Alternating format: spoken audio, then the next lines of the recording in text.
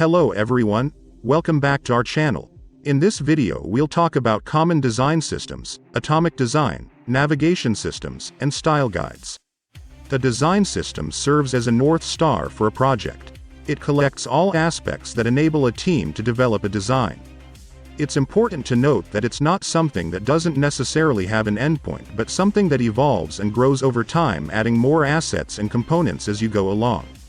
Some examples of this are Google's Material Design Guidelines and Apple's Human Interface Guidelines.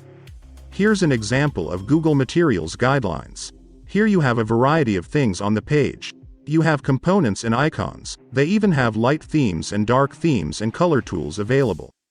Here's an example of Apple's Human Interface Guidelines, and it's broken down to a variety of categories: branding, color, typography, and even video. As I mentioned, over time, this gets developed further and further, and it's not meant to end. It's just meant to be something that can be developed on a continual basis from the design team. Atomic design is a popular method for putting together a design system. The idea is inspired by the basic units of matter in science and its parts. Essentially, it starts small and gets more into detail as you go.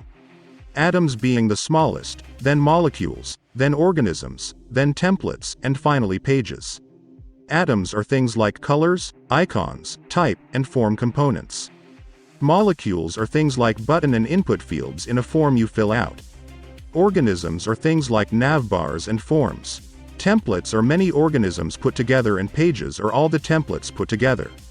Each part of the process builds on the last and allows the designer to think critically about the overall design they are making and how it all works together. Navigation allows users to intuitively interact with the product and move through the interface you've designed. There are various navigation patterns that exist, and which one you use depends on what you're building and who you're building it for. Some common ones are hamburger menus, mega menus, call to action buttons, and breadcrumbs. Each have advantages and disadvantages. It's best to do user testing to find out which one is best for your product. Hope this video was helpful to you. Thank you so much for watching, and we hope to see you in the next video.